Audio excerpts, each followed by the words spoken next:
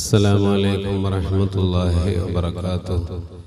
الحمد لله نحمده ونستعينه ونؤمن به ونتوكل عليه ونعوذ بالله من شرور أنفسنا ومن سيئات أعمالنا.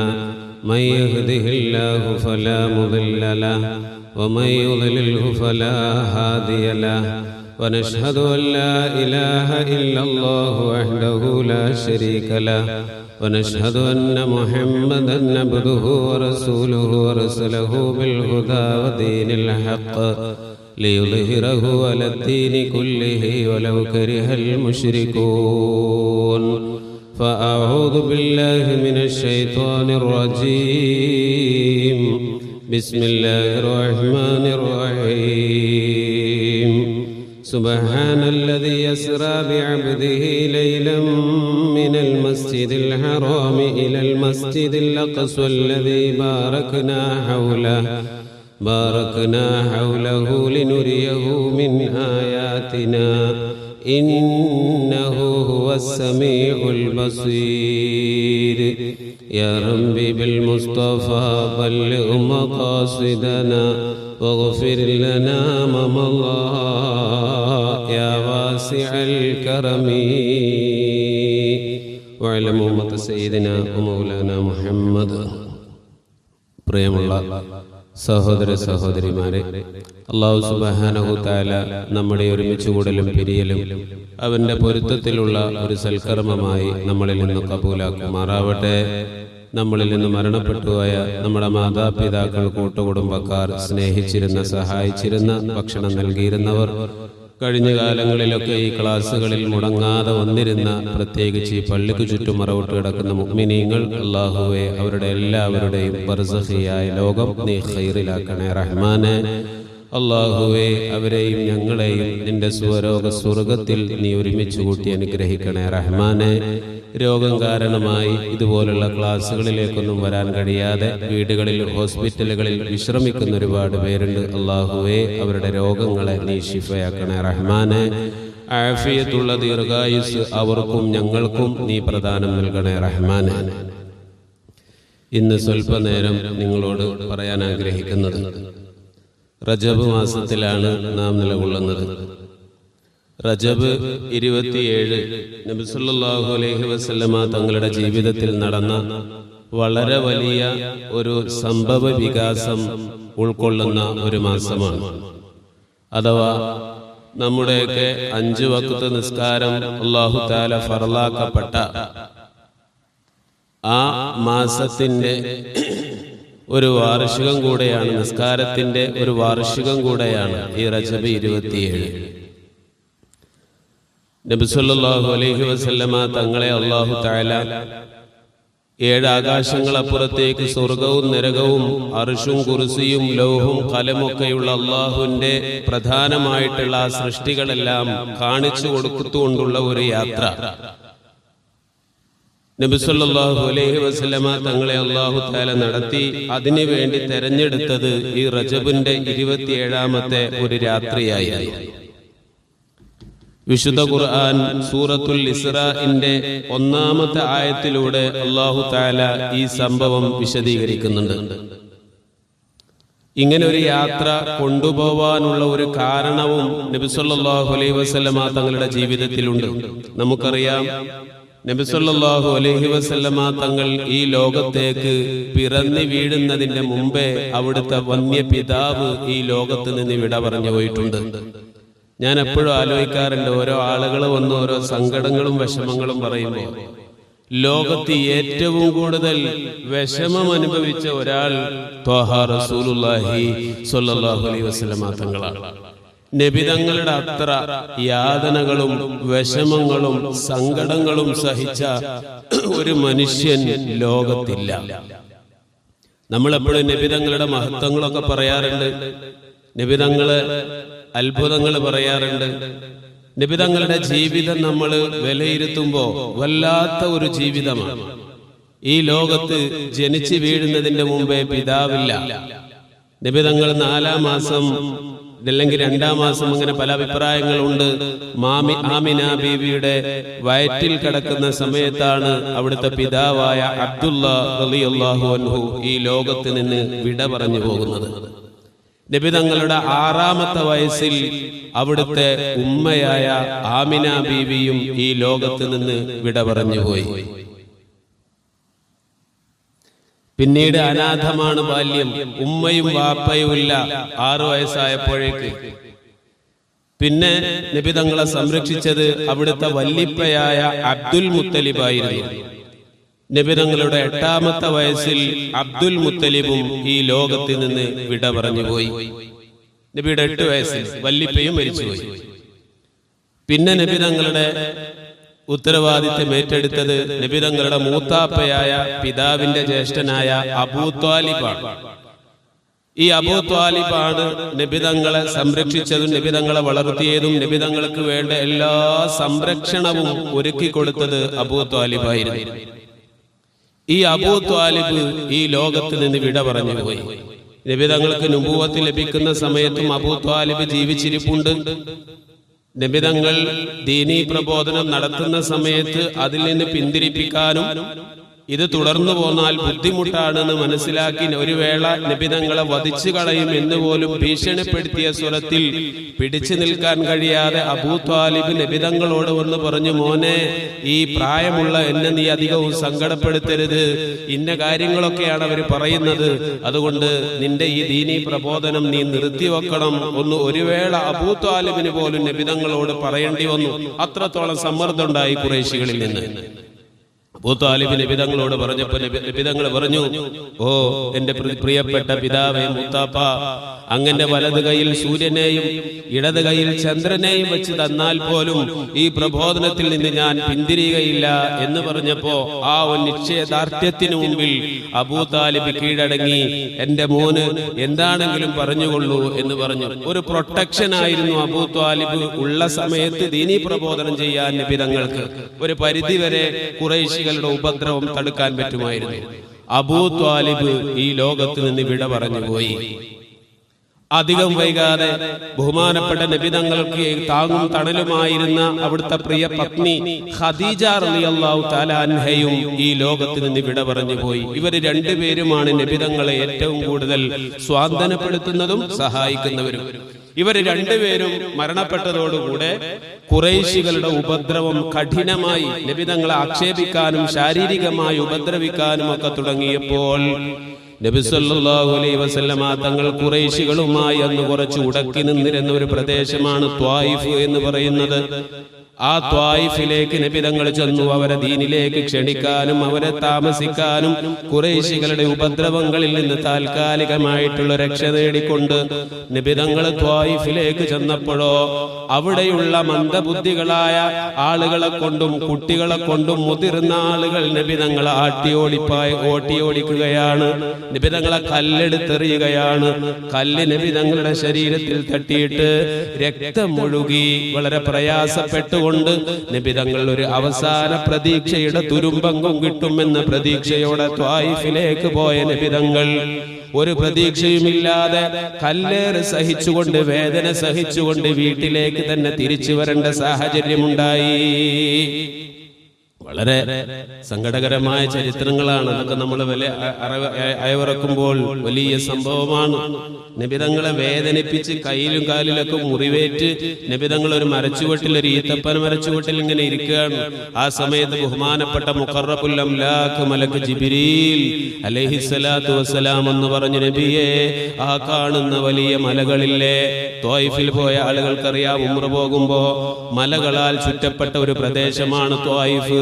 ആ വലിയ പർവ്വതം ചൂണ്ടിക്കാണിച്ചുകൊണ്ട് പറഞ്ഞു, നബിയെ, അങ്ങയുടെ അനുമതി ഉണ്ടെങ്കിൽ ആ വലിയ പർവ്വതം ഈ ശത്രുക്കളുടെ മീതം വലിച്ചിട്ടുകൊണ്ട് അവരെ നശിപ്പിക്കാൻ അള്ളാഹുവിന്റെ ഓർഡർ ഉണ്ടെന്ന് ജിബ്രീൽ അലൈഹിസ്സലാം എന്ന് പറഞ്ഞപ്പോ നബി തങ്ങൾ പറഞ്ഞു, ജിബ്രീലേ, വേണ്ട ജിബ്രീലേ, അവരെ നശിപ്പിക്കണ്ട. അതിലേതെങ്കിലും ഒരാള് ഞാൻ ഈ പറയുന്ന സത്യവാചകം അംഗീകരിച്ചുകൊണ്ട് എന്റെ കൂടെ കൂടുന്നതാണ് അവരെ മുഴുവനും നശിപ്പിക്കുന്നതിനേക്കാൾ എനിക്ക് ഉത്തമം എന്ന് പറഞ്ഞ കാരുണ്യത്തിന്റെ കടലായ സ്നേഹത്തിന്റെ അങ്ങേയറ്റമായ ഹബീബുനാ റസൂലുള്ളാഹി സ്വല്ലല്ലാഹു അലൈഹി വസല്ലം. നിനക്ക് പറയാനും കഴിയണ്ടേ? നമ്മൾ പറഞ്ഞ ഒരു അഭിപ്രായം സ്വീകരിച്ചില്ല എന്നുള്ള പേരിൽ ബഹളം വെക്കുക. നമ്മളെ ഒരാൾ വഴക്ക് പറഞ്ഞപ്പോഴേക്ക് അയാളോട് മരണം വരെ മനസ്സിൽ വിദ്വേഷമായിട്ട് വെച്ച് നടക്കുക. പുതിയ സമൂഹം ഇങ്ങനെയൊക്കെയാണ്. നിസ്സാരമായിട്ടുള്ളൊരു വഴക്ക് പറയുമ്പോഴേക്ക് ആ വഴക്കിന്റെ കാരണം മനസ്സിൽ കൊണ്ട് നടന്ന് അവനോടുള്ള പകയും വെറുപ്പുമായി എവിടെയെങ്കിലും ഒരു കേൾപ്പ് കിട്ടുമ്പോ അതൊക്കെ അവനെതിരെ പ്രതികരിക്കാനുള്ള ഒരു ആയുധം തേടി നടക്കുന്ന പുതിയ തലമുറകൾ. നബിതങ്ങളുടെ ഈ മാതൃക ഒന്ന് നോക്കുക. കല്ലെറിഞ്ഞ് വഷളാക്കി വിഷമിപ്പിച്ച സമൂഹത്തെ നശിപ്പിക്കട്ടെ എന്ന് ചോദിച്ചപ്പോ വേണ്ട ജിബ്രീലേ. അതാണ് നബിതങ്ങളുടെ ഉന്നതമായ മഹത്വമുള്ള സ്വഭാവം. അല്ലാഹു തആല അത് നമുക്കും നൽകുമാറാവട്ടെ. ക്ഷമിക്കാനുള്ള ഒരു മനസ്സ് നൽകുമാറാവട്ടെ. ഇങ്ങോട്ട് ആക്രമിച്ചവരോടും ക്ഷമിച്ചു കൊടുക്കാനുള്ള വിശാലമായ മനസ്സ് അല്ലാഹു തആല നമുക്കൊക്കെ പ്രദാനം നൽകുമാറാവട്ടെ. എന്റെ പ്രിയപ്പെട്ട ഉമ്മമാരെ, ഈ സംഭവത്തിൽ നിന്ന് നമുക്ക് ഒരുപാട് പാഠമുണ്ട്. വീടുകളിൽ കുടുംബങ്ങളിലൊക്കെ മക്കളുമായിട്ട് ബന്ധപ്പെട്ട പ്രശ്നങ്ങൾ ഉണ്ടാകും. മരുമക്കളുമായി, അയൽപക്കക്കാരുമായി. ചിലപ്പോൾ മനുഷ്യരല്ലേ, ദേഷ്യം വരുമ്പോ അങ്ങോട്ടും ഇങ്ങോട്ടൊക്കെ പറയും. ആ പറയുന്നതോടുകൂടെ അത് തീരാനും അതിന്റെ പേരിൽ കുത്തുവാക്കുകളും മറ്റും പറഞ്ഞ് നമ്മൾ നമ്മുടെ ചീത്തയായിട്ടുള്ള ആ സ്വഭാവത്തെ നമ്മൾ എടുക്കരുത്. അല്ലാഹു തആല കാത്തുരക്ഷിക്കുമാറാവട്ടെ. നബി സല്ലല്ലാഹു അലൈഹി വസല്ലമ തങ്ങൾ ഈ ത്വായിഫിൽ നിന്ന് പ്രയാസപ്പെട്ടുകൊണ്ട് മക്കയിലേക്ക് വന്നു. മക്കയിലേക്ക് തന്നെ വന്നപ്പോഴോ ഒരത്താണിയില്ല. ഇവിടുന്ന് ഉപദ്രവിച്ചിട്ട് അവിടെ പോയത്. അവിടെ ഉപദ്രവിച്ചപ്പോ വീണ്ടും ഇങ്ങോട്ട് വന്നു. എന്തിനാ ഉപദ്രവിക്കണത് എന്ന് നമ്മൾ നോക്കണം. എന്താ? കള്ളം പറയരുത്, അയൽപക്കക്കാരെ ദ്രോഹിക്കരുത്, കുടുംബബന്ധം ചേർക്കണം, നിസ്കരിക്കണം, സക്കാത്ത് കൊടുക്കണം, നല്ല കാര്യങ്ങളൊക്കെ നിങ്ങൾ ചെയ്യണം, ചീത്ത കാര്യങ്ങളൊന്നും ചെയ്യരുത്, ഉമ്മാനെ ബഹുമാനിക്കണം, ഉമ്മാനോട് ചേ എന്ന വാക്കുപോലും പറയരുത്. ഇങ്ങനെയുള്ള നല്ല കാര്യങ്ങൾ ആ സമൂഹത്തിനോട് പറഞ്ഞു കൊടുത്തതിന്റെ പേരിലാണ് നബി തങ്ങൾക്ക് ഈ പീഡനങ്ങളൊക്കെ. അല്ലാതെ ഏതെങ്കിലും പ്രയാസമുള്ള കാര്യം നബി തങ്ങൾ ചെയ്തത് കൊണ്ടല്ല. നബി തങ്ങൾ മക്കയിലേക്ക് തന്നെ വന്നു. അന്നത്തെ രാത്രിയിൽ അതാ അല്ലാഹു സുബ്ഹാനഹു തആല നബി തങ്ങളെ ഒരു യാത്ര കൊണ്ടുപോവുകയാണ്. നമ്മുടെ കുടുംബങ്ങളിലും വീടുകളിലും ഒക്കെ അങ്ങനെ ഉണ്ടാകും. സങ്കടപ്പെട്ട് ഒരു വിഷമം വരുമ്പോ ആ വിഷമം ഒന്ന് മാറിക്കിട്ടാൻ വേണ്ടി കുട്ടികളെയും മുതിർന്നവരെയും ഒക്കെ കൊണ്ടൊരു ടൂർ പോകാറുണ്ട്. എന്നതുപോലെ നബി തങ്ങൾ മാനസികമായി തളർന്നു. തന്നെ സഹായിച്ചിരുന്ന തന്റെ മൂത്താപ്പ പോയി, വല്ലിപ്പ പോയി, തന്റെ പ്രിയപത്നിയായ ഖദീജ പോയി. ആരും സഹായിക്കാനില്ലാതെ എല്ലാവരും ഉപദ്രവിച്ചുകൊണ്ടിരിക്കുന്ന ഈ ഒരു ഘട്ടങ്ങളിൽ അള്ളാഹുവിന്റെ സഹായം വരികയാണ്. രാത്രി ഉറങ്ങാൻ കടന്നു. ഉമ്മു ഹാനി റളിയല്ലാഹു അൻഹയുടെ വീട്ടിലാണ് നബി തങ്ങൾ. ആ കിടന്നുറങ്ങുന്ന രാത്രി അതാ ജിബ്രീൽ അലൈഹിസ്സലാം വരുന്നു. ബുറാഖ് എന്ന് പറയുന്ന ഒരു വാഹനപ്പുറത്താണ് വരുന്നത്. ഹദീസുകളിൽ കാണാൻ വളരെ വിശാലമായ ഹദീസുകൾ. ഇന്നിപ്പോ ബുറാഖ് എന്നും പറഞ്ഞു കാണിച്ചാൽ ചിലപ്പോൾ ഒരു കുതിരന്റെ ഫോട്ടോ കാണാം. ചില വീടുകളിലൊക്കെ ചെല്ലുമ്പോ കലണ്ടറിൽ. അതൊന്നുമില്ല. ആ ഫോട്ടോ വെക്കുന്നതിൽ ഒരു പുണ്യമില്ല. ഫോട്ടോ വെക്കാൻ പുണ്യമുള്ള ഒരു സംസ്കാരമേ നമുക്കില്ല. അത് ആദ്യം മനസ്സിലാക്കണം. ഫോട്ടോത്തിന്റെ സംസ്കാരം, രൂപത്തിന്റെ സംസ്കാരം അത് നമുക്കില്ല. ആയത്തിൽ കുർസി വെക്കാം, യാസീൻ സൂറത്ത് വെക്കാം, ഖുർആനിന്റെ വചനങ്ങളോ അതൊക്കെ നമ്മുടെ ചുമരിന്മേൽ കൊത്തി വെക്കുന്നതിന് കുഴപ്പമൊന്നുമില്ല. ഈ ബുറാക്കിന്റെ ഫോട്ടോ എന്നും പറഞ്ഞ വെള്ള കുതിരന്റെ ഫോട്ടോ കാണാം. അതൊന്നും പുണ്യമുള്ള ഒരു കാര്യമല്ല. അതൊന്നും ജീവികളുടെ ഫോട്ടോ പരസ്യമായി പ്രദർശിപ്പിക്കുന്നത് ശരിയല്ല. റഹ്മത്തിന്റെ മലക്കുകൾ അത് തടയപ്പെടാൻ കാരണമാകും എന്നൊക്കെ ഹദീസുകളിൽ കാണാം. അപ്പൊ അത് ഈ ബുറാഖ് എന്ന് പറയുമ്പോൾ അത് എവിടെയെങ്കിലും കണ്ടിട്ടുണ്ടെങ്കിൽ അത് മനസ്സിലേക്ക് വന്ന് അത് നിങ്ങൾ മനസ്സിലാക്കരുത്. അതിന് പ്രത്യേക പക്കൽ പുണ്യമുണ്ട് എന്ന് വിചാരിക്കരുത്. അതുകൊണ്ട് ദോഷക്കേട് മാത്രമാണെന്ന് മനസ്സിലാക്കുക. ബുറാഖ് എന്നൊരു വാഹനവുമായിട്ടാണ് ജിബ്രീൽ അലൈഹിസ്സലാം എന്ന് പറഞ്ഞത്. ഇത് കഥയല്ല, ചരിത്രമല്ല. നബിതങ്ങളിൽ സംഭവിച്ച ആ സംഭവം നബിതങ്ങൾ തന്നെ സ്വഹാബത്തുൽ കിറാമിന് വിവരിച്ചു കൊടുക്കുകയാണ്. അതിന്റെ സ്പീഡ് കണ്ണെത്തുന്ന സ്ഥലത്തേക്ക് അതിന്റെ കാലെത്താൻ പറ്റുന്നതാണ്. അതാണ് അതിന്റെ സ്പീഡ്. ഹദീസുകളിലൊക്കെ കാണാം, മഹാന്മാർ വിശദീകരിക്കുന്നത് അങ്ങനെയാണ്. ഈ ബുറാഖ് എന്ന വാഹനം കൊണ്ടുവന്ന് ജിബ്രീൽ അലൈഹിസ്സലാം പറഞ്ഞു, നബിയോട് കേറു നബിയെ, നമുക്ക് യാത്രയുണ്ട് എന്ന് പറഞ്ഞ് നബി തങ്ങളെയും കൂട്ടി മക്കയിൽ നിന്ന് മസ്ജിദുൽ അഖ്സയിലേക്ക് പോയി. അഥവാ ഇന്നത്തെ ഫലസ്തീനിലുള്ള മസ്ജിദുൽ അഖ്സ എന്ന് പറയുന്ന ആ പള്ളിയിലേക്ക് പോയി. അവിടെ നബി തങ്ങൾ ചെല്ലുമ്പോ മരണപ്പെട്ടു പോയ എല്ലാ അമ്പിയാക്കളും ആ പള്ളിയിൽ ഉണ്ടായിരുന്നു എന്നാണ്. അവർക്ക് ഇമാമായി നബി തങ്ങൾ അവിടെ നിസ്കരിച്ച് അവിടെ നിന്ന് 7 ആകാശങ്ങളിലേക്ക് നബി തങ്ങൾ പോയി. മക്കയിൽ നിന്ന് മസ്ജിദുൽ അഖ്സയിലേക്ക് പോയ യാത്രക്ക് ഇസ്രാ എന്നും അവിടെ നിന്ന് 7 ആകാശങ്ങളിലേക്ക് പോയ ആ യാത്രക്ക് മിഅ്റാജ് എന്നും പറയുന്നു. ഇതാണ് സംഭവം.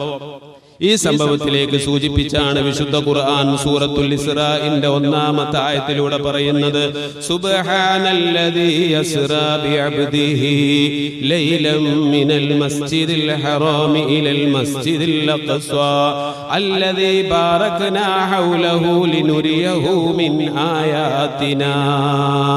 സുബ്ഹാനല്ലദീ, അല്ലാഹു എത്ര പരിശുദ്ധനാണ്, എങ്ങനെയുള്ള അല്ലാഹുവാണ്. അസ്റാ ബിഅബ്ദിഹി, അവന്റെ അബ്ദിനെ, അവന്റെ ദാസനെ, അവന്റെ അടിമയെ, എല്ലാ അർത്ഥത്തിലും അബ്ദ് എന്ന് പറയാൻ അർഹതയുള്ള ആ ഒരു മനുഷ്യനെ അല്ലാഹു തആല കൊണ്ടുപോയി രാപ്രയാണം നടത്തി. അസ്റാ ബിഅബ്ദിഹി ലൈലൻ മിനൽ മസ്ജിദിൽ ഹറാമി ഇലൽ മസ്ജിദിൽ അഖ്സാ, രാത്രിയിൽ പ്രയാണം നടത്തി മസ്ജിദുൽ ഹറാമിൽ നിന്ന് മസ്ജിദുൽ അഖ്സയിലേക്ക്. ഇതൊരു അത്ഭുതമാണ്. കാരണം അന്നത്തെ കാലത്ത് ദിവസങ്ങളോളം യാത്ര ചെയ്താലാണ് മക്കയിൽ നിന്ന് മസ്ജിദുൽ അഖ്സയിലേക്ക് എത്തുള്ളൂ. ഒരു ദിവസമൊന്നും പോരാ, 1 മാസം വേണമെന്ന് ചില റിപ്പോർട്ടുകളിൽ കാണാം. ഒട്ടകപ്പുറത്തല്ലേ യാത്ര ചെയ്യാൻ പറ്റുള്ളൂ. 1000കണക്കിന് കിലോമീറ്ററുകൾ ഉണ്ട്. ഈ കിലോമീറ്ററുകൾ സഞ്ചരിച്ച് ഒരു രാത്രി അവിടെ തന്നെ അത് അത്ഭുതമാണ്. ഈ വിശുദ്ധമായ ഖുർആനിന്റെ വചനം, ഒരു രാത്രി അസ്റാ ബിഅബ്ദിഹി ലൈലൻ മിനൽ മസ്ജിദിൽ ഹറാമി ഇലൽ മസ്ജിദിൽ അഖ്സാ, മസ്ജിദുൽ അഖ്സയിലേക്ക് കൊണ്ടുപോയി. അല്ലദീ, എങ്ങനെയുള്ള മസ്ജിദുൽ അഖ്സയാണ്, എന്തിനാണ് കൊണ്ടുപോയത്? ബാറക്നാ ഹൗലഹു, ആ മസ്ജിദുൽ അഖ്സയുടെ ചുറ്റും നാം ബറക്കത്ത് ചെയ്തിരിക്കുന്നു. ബറക്കത്തുള്ള സ്ഥലമാണ് മസ്ജിദുൽ അഖ്സ, പുണ്യമുള്ള സ്ഥലമാണ് മസ്ജിദുൽ അഖ്സ. മസ്ജിദുൽ അഖ്സയിൽ എന്നല്ല, അഖ്സ എന്ന് പറഞ്ഞ പള്ളിയാണ്, പള്ളിയിൽ ബറക്കത്ത് ഉണ്ടാവും ഉറപ്പല്ലേ. അതിന്റെ ബാറക്നാ ഹൗലഹു, അതിന്റെ ചുറ്റും എന്ന് പറഞ്ഞത് പള്ളിപ്പറമ്പാണ്. പള്ളിയുടെ ചുറ്റും പള്ളിപ്പറമ്പല്ലേ ഉണ്ടാവുക. ബാറക്നാ ഹൗലഹു, ആ പള്ളിയുടെ മസ്ജിദുൽ അഖ്സയുടെ ചുറ്റും നാം ബറക്കത്ത് ചെയ്തിരിക്കുന്നു. എന്താ ഇതിന്റെ ചുറ്റും ബറക്കത്തുണ്ട് എന്ന് പറഞ്ഞത്? ഇതിനെ വിശദീകരിച്ച് മുഫസ്സിറുകൾ പറയുന്നതായി കാണാം. ഒരുപാട് അരുവികളും അതേപോലെ വൃക്ഷങ്ങളും കൃഷികളും ഒക്കെ ഉള്ള ഒരു സ്ഥലമായിരുന്നു എന്നൊരു തഫ്സീർ.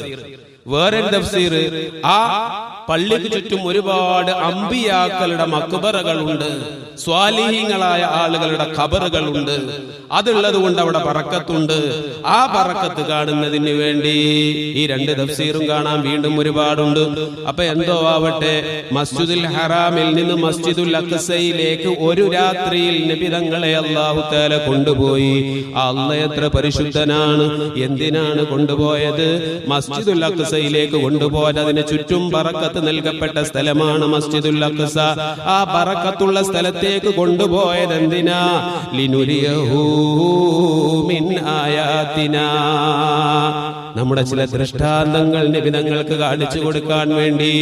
ഒരുപാട് ദൃഷ്ടാന്തങ്ങൾ, അത്ഭുതം തന്നെയാണ്. ഹദീസുകളിൽ കാണാം, നബി തങ്ങൾ അതാ മസ്ജിദുൽ അഖ്സയിലേക്ക് ചെല്ലുമ്പോ നബി തങ്ങളുടെ മുമ്പ് വഫാത്തായി പോയ എല്ലാ അമ്പിയാക്കളും അവിടെയുണ്ട്, എല്ലാ നബിമാരും അവിടെയുണ്ട്.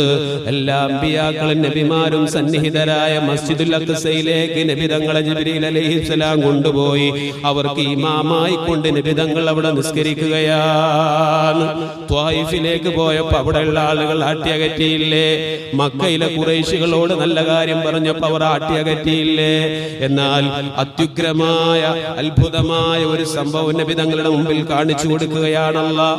അമ്പിയാക്കളെ വരുത്തി ത്വായിഫുകാർക്ക് വേണ്ട, ഖുറൈശികൾക്ക് വേണ്ട, എന്നാൽ വേണ്ടവരുണ്ട്. മുൻകാല പ്രവാചകന്മാര് വന്നപ്പോ അവർക്കൊക്കെ ഇമാമായി നിൽക്കാൻ അല്ലാഹു തആല അവിടെ കൽപ്പന കൊടുക്കുന്നത് തശ്റഫുൽ ഖൽഖ് ത്വാഹ റസൂലുള്ളാഹി സ്വല്ലല്ലാഹു അലൈഹി വസല്ലമ തങ്ങൾക്കാണ്. അങ്ങനെ നബി തങ്ങൾ അവർക്ക് ഇമാമായി കൊണ്ട് ആ പള്ളിയിൽ നിസ്കരിച്ചു. നിസ്കാരം കഴിഞ്ഞ് ബുറാഖ് എന്ന് പറയുന്ന ആ വാഹനത്തിലേറി വീണ്ടും യാത്ര പോവുകയാണ് അള്ളാഹു നിശ്ചയിച്ചതായ സ്ഥലത്തേക്ക്. 7 ആകാശങ്ങളിലേക്ക് യാത്ര പോവുകയാണ്. ഹദീസുകളിൽ കാണാം, ഓരോ ആകാശങ്ങളിലേക്ക് എത്തുമ്പോ അവിടെ സ്വീകരിക്കാൻ വേണ്ടി താഴെ നബിതങ്ങളുടെ കൂടെ നിസ്കരിച്ചിരുന്ന അതേ അമ്പിയാക്കൾ ഓരോ 7 ആകാശത്ത് ചെല്ലുമ്പോൾ അവിടെയും നബിതങ്ങളെ സ്വീകരിക്കാനുണ്ട്. ആദം നബി അലൈഹിസ്സലാം, ഇബ്രാഹിം നബി അലൈഹിസ്സലാം, യൂസുഫ് നബി അലൈഹിസ്സലാം, മൂസാ നബി അലൈഹിസ്സലാം, ഇവരൊക്കെ നബിതങ്ങൾ ഇവിടെ മസ്ജിദുൽ അഖ്സയിൽ വെച്ച് കണ്ട് ഓരോ ആകാശങ്ങളിൽ എത്തുമ്പോൾ അവിടെയുമുണ്ട്. അവരെല്ലാവരും ചെല്ലുമ്പോ നബിതങ്ങൾക്ക് മർഹബ പാടുകയാണ്. മർഹബം ബിക മർഹബം ബിക മർഹബം ബിക എന്ന് പറഞ്ഞുകൊണ്ട് നബിതങ്ങളെ വരവേൽക്കുകയാണ്, നബിതങ്ങൾക്ക് സ്വാഗതം പറയുകയാണ്. അവസാനം 7 ആകാശത്തിലെത്തി. അവിടെയുണ്ട് ബഹുമാനപ്പെട്ട ഇബ്രാഹിം നബി അലൈഹിസ്സലാം. ഇബ്രാഹിം നബി നബിതങ്ങളോട് സംസാരിച്ചതായിട്ടൊന്നും കാണുന്നില്ല. കൂടുതലായി നബി തങ്ങളോട് സംസാരിച്ചതായിട്ട് കാണുന്നത് ബഹുമാനപ്പെട്ട കലീമുല്ലാഹി മൂസാ നബി അലൈഹിസ്സലാം. മൂസാ നബിയാണ്. 6 ആകാശത്തിലായിരുന്നു എന്നാണ് മൂസാ നബി ഉണ്ടായിരുന്നത്. മൂസാ നബിയുമായിട്ട് സംസാരിച്ചു. അവസാനം 7 ആകാശങ്ങളിലപ്പുറത്തേക്ക് സിദ്റത്തുൽ മുൻതഹയുടെ അടുത്തെത്തി. സിദ്റത്തുൽ മുൻതഹ ഖുർആൻ ആ ഭാഗം പറയുന്നുണ്ട്. ഖുർആന്റെ വചനങ്ങളിലൂടെ സിദ്റത്തുൽ മുൻതഹയുടെ അടുത്തെത്തിയ സമയത്ത് ജിബ്രീൽ അലൈഹിസ്സലാം പറയുകയാണ്, നബിയേ, ഇനിയുള്ള സ്ഥലത്തേക്ക് എനിക്ക് പ്രവേശനമില്ല. 7 ആകാശത്തിലുള്ള പ്രത്യേകമായ സ്ഥലം, അവിടെ നിന്ന് അങ്ങോട്ട് ജിബ്രീൽ അലൈഹിസ്സലാം പറയുകയാണ്, ഇനി എനിക്ക് പ്രവേശനമില്ല നബിയെ, അങ്ങ് തനിച്ചു പോവണം. ആ സമയത്ത് കൂട്ടുകാരനായ ജിബ്രീൽ അലൈഹിസ്സലാം ഇല്ലാതെ ആകുമ്പോ ഞാൻ എങ്ങനെ പോകും എന്ന് പറയുമ്പോ, എങ്ങനെ പോകുമെന്ന സങ്കടത്തോടെ ജിബ്രീൽ അലൈഹിസ്സലാമിനെ നോക്കുന്ന നബി തങ്ങളോട് ജിബ്രീൽ അലൈഹിസ്സലാം പറയുന്ന സംഭവം ബഹുമാനപ്പെട്ട മഹത്തുക്കൾ ഒരു കവിത രീതിയിൽ നമുക്ക് പറഞ്ഞു തരുന്നുണ്ട്. ഉമർ ഖാലി റളിയല്ലാഹു അൻഹു, ദഅനി തഖദ്ദം യാ ഹബീബി ലാ തഖഫ് അബ്ശിർ തുനാജി റബ്ബകൽ ഖയ്യൂമ സല്ലു അലൈഹി വസല്ലിമു തസ്ലീമാ. അള്ളാഹുവിനോട് മുനാജാത്ത് നടത്താൻ വേണ്ടി, സംസാരിക്കാൻ വേണ്ടി പോവുകയാണ്. ഇനി അങ്ങോട്ട് പോന്നാൽ ഞാൻ കത്തിക്കരിഞ്ഞു പോകും. അതുകൊണ്ട് നബിയെ പോവുക, അള്ളാഹുമായിട്ട് സംസാരിക്കാൻ വേണ്ടി പോകുക. നിങ്ങൾ പേടിക്കേണ്ടതില്ല, അള്ളാഹുമായിട്ട് സംസാരിക്കാനാണ്, സന്തോഷത്തോടുകൂടെ പോവുക. അങ്ങനെ ഹബീബുനാ റസൂലുള്ളാഹി സ്വല്ലല്ലാഹു അലൈഹി വസല്ലമ തങ്ങൾ അല്ലാഹു തആലയുമായി സംസാരിച്ചു. അല്ലാഹു തആല നബി തങ്ങൾക്ക് സ്വാഗതമരുളി. നമ്മൾ അത്തഹിയാത്ത് ഉണ്ടല്ലോ, ഈ അത്തഹിയാത്ത് ഈ സംഭാഷണമാണ്. അത്തഹിയാത്തുൽ മുബാറകാത്തു സ്വലവാത്തു ത്വയ്യിബാത്തു ലില്ലാഹ്. അല്ലാഹുവിനോട് നബി തങ്ങൾ പറഞ്ഞ വാക്കുമാണ് അത്തഹിയാത്തുൽ മുബാറകാത്തു സ്വലവാത്തു ത്വയ്യിബാത്തു ലില്ലാഹ്. എല്ലാ തിരുമുൾ കാഴ്ചകളും എല്ലാം അല്ലാഹുവേ അങ്ങേക്കാണ്, അല്ലാഹുവിനാണ് എന്ന് പറഞ്ഞപ്പോ അല്ലാഹു തആല തിരിച്ച് നബി തങ്ങളോട് പറഞ്ഞ വാക്യമുണ്ട്, അത്തഹിയാത്തുൽ മുബാറകാത്തു സ്വലവാത്തു ത്വയ്യിബാത്തു ലില്ലാഹി അസ്സലാമു അലൈക അയ്യുഹൻ നബിയു. അതാണ് അലൈക, അസ്സലാമു അലൈക അയ്യുഹൻ നബിയു. ഓ നബിയായിട്ടുള്ളവരെ, നിങ്ങൾക്ക് സലാം. അല്ലാഹ് തിരിച്ചും പറഞ്ഞു, അത്തഹിയാത്തിൽ അല്ലാഹുമായിട്ടുള്ള സംഭാഷണമാണത്. മുഅ്മിനീങ്ങളുടെ ഒരു മിഅ്റാജാണ് ഈ നിസ്കാരം എന്ന് പറയുന്നത്. അല്ലാഹുവിനോട് നമ്മൾ സലാം പറയാണ്, അല്ലാഹു തിരിച്ച് നമ്മളോട് പറയുന്നത് പോലെ ആ ഒരു അനുഭൂതി നമ്മുടെ നിസ്കാരങ്ങളിലേക്ക് നമുക്ക് കടന്നു വരണം. അങ്ങനെ ആ മുനാജാത്തുകളെല്ലാം കഴിഞ്ഞ് അല്ലാഹു സുബ്ഹാനഹു തആല ഞങ്ങളുടെ ഉമ്മത്തിന് വേണ്ടി പ്രത്യേകമായ ഒരു സമ്മാനം കൊടുക്കുകയാണ്, 50 വഖത്ത് നിസ്കാരം. ആ നിസ്കാരമായിട്ട് പോരുന്ന വഴിക്ക് 7 ആകാശത്തിൽ ഇബ്രാഹിം നബി അലൈഹി ഇസ്ലാം ഒന്നും ചോദിച്ചതായിട്ട് കാണുന്നില്ല ഹദീസുകളിൽ. മൂസാ നബി അലൈഹി ഇസ്ലാം ചോദിച്ചു, അല്ല നബിയെ എന്തേ കിട്ടിയെന്ന് ചോദിച്ചു. എന്താ അങ്ങേക്ക് കിട്ടിയെന്ന് ചോദിച്ചു. 50 വക്ത് നിസ്കാരം കിട്ടിയിട്ടുണ്ടെന്ന് പറഞ്ഞു. നബി തങ്ങൾ പറഞ്ഞു, അങ്ങയുടെ ഉമ്മത്തിനെ കൊണ്ട് അത് നിസ്കരിക്കാൻ കഴിയില്ല, അതുകൊണ്ട് അള്ളാഹുവിനോട് അതിൽ ഇളവ് ചോദിക്കണമെന്ന് പറഞ്ഞു. അങ്ങനെ നബി തങ്ങൾ അള്ളാഹു നിശ്ചയിക്കപ്പെട്ടതായ സ്ഥലത്തേക്ക് പോയി അതിൽ ഇളവ് ചോദിക്കുകയും അങ്ങനെ 9 പ്രാവശ്യം പോയി 50 ഉള്ളത് 9 ആക്കി ചുരുക്കി 5 വക്ത് നിസ്കാരത്തിൽ സ്ഥിരപ്പെടുത്തി. അതാണ് നിസ്കാരം എന്നതാണ് ഹദീസിന്റെ ഗ്രന്ഥങ്ങളിലൂടെയെല്ലാം കാണുന്നത്. നിസ്കാരം വളരെ വലിയ ഒരു ഇബാദത്താണ്. നമ്മളെ തിന്മകളിൽ നിന്ന് തടയുന്ന ഒരു ഇബാദത്താണ്. ടെൻഷൻ അടിച്ചാൽ നമ്മൾ മദ്യപിക്കുന്ന ചില ആളുകളെ കാണാറുണ്ട്. നിസ്കാരത്തിലേക്ക് നിൽക്കലാണ് സ്വാലിഹീങ്ങളുടെ പണി. അത്രത്തോളം നമുക്ക് ഊർജം നൽകുന്ന ഒരു കാര്യമാണ് നിസ്കാരം. ഒരു മുൻകാല പ്രവാചകന്മാർക്കും 5 വക്ത് നിസ്കാരം അല്ലാഹു തആല നൽകിയിട്ടില്ല, ഓരോ വക്ത് നൽകിയിട്ടുണ്ട്. ചില നബിമാർക്ക് അസ്ർ മാത്രമേ ഉണ്ടാവുള്ളൂ, ളുഹറില്ല, ബാക്കിയുള്ളതൊന്നുമില്ല. ചില നബിമാർക്ക് ളുഹർ മാത്രമേ ഉള്ളൂ, വേറൊന്നുമില്ല. ചില നബിമാർക്ക് ഇശാ, ചിലവർക്ക് മഗ്രിബ്, ചില നബിമാർക്ക് സുബഹി, ഇങ്ങനെയായിരുന്നു. ഇത് 5 സമയങ്ങളിലായി നൽകപ്പെട്ടത് ഉമ്മത്ത് മുഹമ്മദിന് മാത്രമാണ് സല്ലല്ലാഹു അലൈഹി വസല്ലം. ഇന്ന സ്വലാത്ത തൻഹാ അനിൽ ഫഹ്ശാഇ വൽ മുൻകർ. തീർച്ചയായും നിസ്കാരം അത് അവനെ വഷളത്തരത്തിൽ നിന്ന്, തിന്മകളിൽ നിന്നൊക്കെ അത് തടയപ്പെടുന്നതാണ്, ദൂരീകരിക്കപ്പെടുന്നതാണ്. ഒരു മനുഷ്യൻ ഒരു നല്ല മുന്നിലൂടെ ശുദ്ധമായ പുഴ ഒഴുകിക്കൊണ്ടിരിക്കുന്ന ഒരു മനുഷ്യൻ 5 പ്രാവശ്യം ആ പുഴയിൽ നിന്ന് കുളിച്ചാൽ അവന്റെ ശരീരത്തിൽ വല്ല അഴുക്കുകളും ശേഷിക്കുമോ എന്ന് നബി തങ്ങൾ സ്വഹാബികളോട് ചോദിച്ചു. സ്വഹാബികൾ പറഞ്ഞു, ഇല്ല നബിയേ. എന്നാൽ അതുപോലെയാണ് 5 വക്ത് നിസ്കാരം ഒരു മനുഷ്യൻ കറക്റ്റായിട്ട് നിർവഹിക്കുന്നുവെങ്കിൽ അവൻ പാപങ്ങളിൽ നിന്നെല്ലാം മുക്തനായിരിക്കുമെന്ന് ഹബീബുനാ റസൂലുള്ളാഹി സ്വല്ലല്ലാഹു അലൈഹി വസല്ലം. അതാണ് നിസ്കാരം.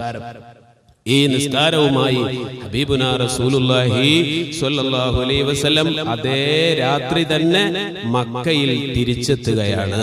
അവിടെയാണ് അത്ഭുതം. ഒരു രാത്രി കൊണ്ടാണ് ഇതൊക്കെ നടക്കുന്നത്. മസ്ജിദുൽ അഖ്സയിലേക്ക് എത്താൻ തന്നെ മാസങ്ങളെടുക്കും. ആ സമയത്താണ് ഇതെല്ലാം കഴിഞ്ഞുകൊണ്ട് നബി തങ്ങൾ മക്കയിലേക്ക് എത്തുന്നത്. നേരം പുലർന്നപ്പോ നബി തങ്ങൾ ഈ സംഭവം, ആ അത്ഭുതം, ഇതൊക്കെ വിശ്വസിച്ച സ്വഹാബികൾ ഉണ്ടല്ലോ, അബൂബക്കർ റളിയല്ലാഹു അൻഹു എന്ന് വിശ്വസിച്ച മഹാനാണ്, മഹാനവറുകളോടൊക്കെ പറയണം എന്ന ആ ഒരു സന്തോഷത്തിൽ നബി തങ്ങൾ ഇത് ആളുകളോട് പറയാൻ വേണ്ടി ഒരുങ്ങിയപ്പോ അബൂജഹലും കൂട്ടരും ആ മക്കത്തുണ്ടായിരുന്നു, അവരങ്ങോട്ട് പരിഹസിച്ച് ചിരിക്കാൻ തുടങ്ങി. നബി തങ്ങളെ വഷളാക്കി. വിശ്വസിക്കാൻ കഴിയില്ല. ഇന്നിപ്പോ നമുക്ക് കുറെയൊക്കെ വിശ്വസിക്കാം. എന്താണ്? ചന്ദ്രനിലേക്കും ചൊവ്വ എന്ന ഗ്രഹങ്ങളിലേക്കും ഗോളങ്ങളിലേക്കും ഒക്കെ റോക്കറ്റിലൂടെ സഞ്ചരിക്കുന്ന ഒരു കാലത്താണ് നമ്മൾ ജീവിക്കുന്നത്. നമുക്ക് കുറച്ചെങ്കിലും നമുക്കത് വിശ്വസിക്കാൻ പറ്റും. ബുദ്ധിയില്ലാത്ത, അല്ലെങ്കിൽ ഒരു നിലക്കും ബുദ്ധി വികാസമില്ലാത്ത, കണ്ടുപിടുത്തങ്ങൾ നടക്കപ്പെടാത്ത ആ ഒരു കാലഘട്ടത്തിലാണ് ഇത് പറയുന്നത്. ആര് വിശ്വസിക്കാൻ? അവര് പരിഹസിച്ച് ചിരിക്കാൻ തുടങ്ങി. നബി തങ്ങൾക്ക് സങ്കടമായി. ഇന്നിപ്പോ നമുക്ക് വിശ്വസിക്കാം. അമേരിക്കയിൽ നടക്കുന്ന ഒരാളെ ഈ ഫോൺ ഇപ്പൊ കുറച്ചു മുമ്പ് ഞാനൊരു മെസ്സേജ് കണ്ടു, മൊബൈൽ ഫോൺ വരുന്നു എന്നും പറഞ്ഞൊരു പത്ര കട്ടിംഗ് ആണ് കുറച്ചു മുമ്പത്തെ. മൊബൈൽ ഫോൺ, അതിന്റെ വിശദീകരണം, വയറുകളും ഒന്നുമില്ലാതെ പുറത്തിറങ്ങി സഞ്ചരിക്കുമ്പോ കയ്യിൽ വിളിച്ചുകൊണ്ട് സംസാരിക്കാൻ പറ്റാവുന്ന ഒരു ഫോൺ, മൊബൈൽ ഫോൺ വരുന്നു എന്നും പറഞ്ഞൊരു പരസ്യം. പഴയ ഒരു പത്ര കട്ടിംഗ് ആണ്. ഇന്നിപ്പോ നമുക്കതൊരു അത്ഭുതമായിട്ട് തോന്നുന്നുണ്ടോ? അമേരിക്കയിലുള്ള ആളാണെങ്കിലും എവിടെയുള്ള ആളാണെങ്കിലും നമുക്ക് സംസാരിക്കാൻ പറ്റും. നമ്മൾ അതിനെ കുറിച്ചൊന്നും ആലോചിച്ച് നോക്കി ഒന്നുമില്ല. നമ്മുടെ ഈ ശബ്ദം, സെയിം ശബ്ദം ആ സ്പോട്ടിൽ അവിടെയുള്ള ആളുകളെ കേൾക്കുകയാണ്. കുറെ കഴിഞ്ഞിട്ടൊന്നുമല്ല, അപ്പോ. അത്ഭുതം തന്നെയല്ലേ? മനുഷ്യൻ കണ്ടെത്തിയതായ സംഭവങ്ങളാണ്. കണ്ടുകൊണ്ട് സംസാരിക്കുന്നു. ഇവിടെയുള്ള ആള് ഇപ്പൊ എന്നെ ഒരു മൊബൈൽ എടുത്ത് വീഡിയോ ചെയ്താൽ എത്ര ലോകത്തിന്റെ അപ്പുറത്തുള്ള ആളാണെങ്കിലും ഈ പറയുന്നത് കേൾക്കാം, എന്നെ കാണാം. മനുഷ്യൻ കണ്ടെത്തിയതായ അത്ഭുതങ്ങളാണ് ഇതൊക്കെ. ഒരു 50 കൊല്ലം മുമ്പേ ഒരു മനുഷ്യനോട് പറഞ്ഞാൽ അയാൾ വിശ്വസിക്കുക? നമ്മൾ ഓടിച്ചുവിടൂലേ? ഇനിയിപ്പോ പുതിയ കണ്ടെത്തലുകൾ. യൂട്യൂബിൽ ഒരാളുടെ ഒരു സയന്റിസ്റ്റ് പറയാണ്, നമ്മുടെ കയ്യിന്റെ ഉള്ളൻ കയ്യിൽ നമുക്ക് കാണാൻ പറ്റുന്ന. നമുക്കിപ്പോ അത് അത്ഭുതമാണ് തോന്നുന്നത്, പക്ഷെ അത് പറ്റുമെന്നാണ്.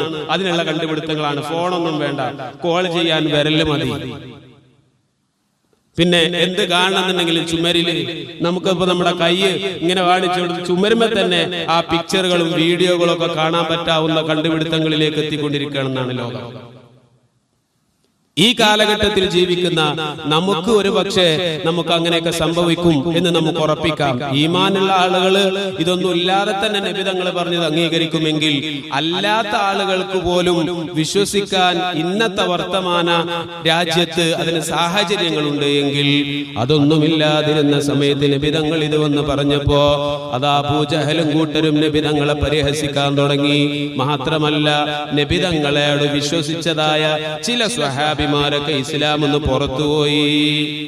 ഇത് വിശ്വസിക്കാൻ ഇനി ഞങ്ങളെ കിട്ടൂല, ഞങ്ങൾ ഇനി മുഹമ്മദിന്റെ കൂടെയില്ല സല്ലല്ലാഹു അലൈഹി വസല്ലം എന്ന് പറഞ്ഞുകൊണ്ട് അവിശ്വാസികളായി മാറി.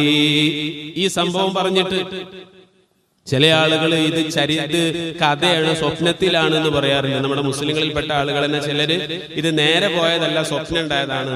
സ്വപ്നം ഉണ്ടായ ഒരു സംഭവമാണെങ്കിൽ ഇത്ര അത്ഭുതത്തോടുകൂടെ നബി തങ്ങൾ അത് പറഞ്ഞു കൊടുക്കണോ? ഇത് കേട്ടുകൊണ്ട് വിശ്വസിക്കാൻ പറ്റാതെ ഇസ്ലാം എന്ന് പുറത്തു പോകണോ ആളുകള്? സ്വപ്നാണെന്നുണ്ടെങ്കിൽ സ്വപ്നമല്ല എന്നുള്ളത് ഉറപ്പല്ല ഈ സംഭവങ്ങളിൽ നിന്ന്. ആ സമയത്ത് ഒരാൾ ചോദിച്ചു, മസ്ജിദുൽ അഖ്സയിൽ പോയി എന്നല്ലേ പറഞ്ഞത്? നബി തങ്ങൾ അതിന്റെ മുമ്പ് മസ്ജിദുൽ അഖ്സയിൽ പോയിട്ടില്ല. ഖുറൈശികൾക്ക് അറിയാം, കാരണം അവരുടെ ഇടയിലല്ലേ നബി തങ്ങൾ ജീവിച്ചിട്ടുള്ളൂ. നബി തങ്ങൾ മസ്ജിദുൽ അഖ്സയിൽ പോയിട്ടില്ല എന്ന് അവിടെയുള്ള ആളുകൾക്ക് അറിയാം. അപ്പൊ നബി തങ്ങളോട് അവർ ചോദിക്കുകയാണ്, നീ മസ്ജിദുൽ അഖ്സയിൽ പോയി എന്നല്ലേ പറയുന്നത്? ശരി, ഞങ്ങൾ വിശ്വസിക്കാം. ആ മസ്ജിദുൽ അഖ്സയുടെ ഏത് ഭാഗത്താണ് അതിന്റെ ഹൗള്, ഏത് ഭാഗത്താണ് അതിന്റെ ജനല്, അതിന് എത്ര ജനലുകളുണ്ട്, എത്ര വാതിലുകളുണ്ട്? നബി തങ്ങളോട് ക്വസ്റ്റ്യൻ ചെയ്യാം. ഇപ്പൊ നിങ്ങളിപ്പോ എത്ര കാലമായി പള്ളിയിൽ വന്നിട്ട്?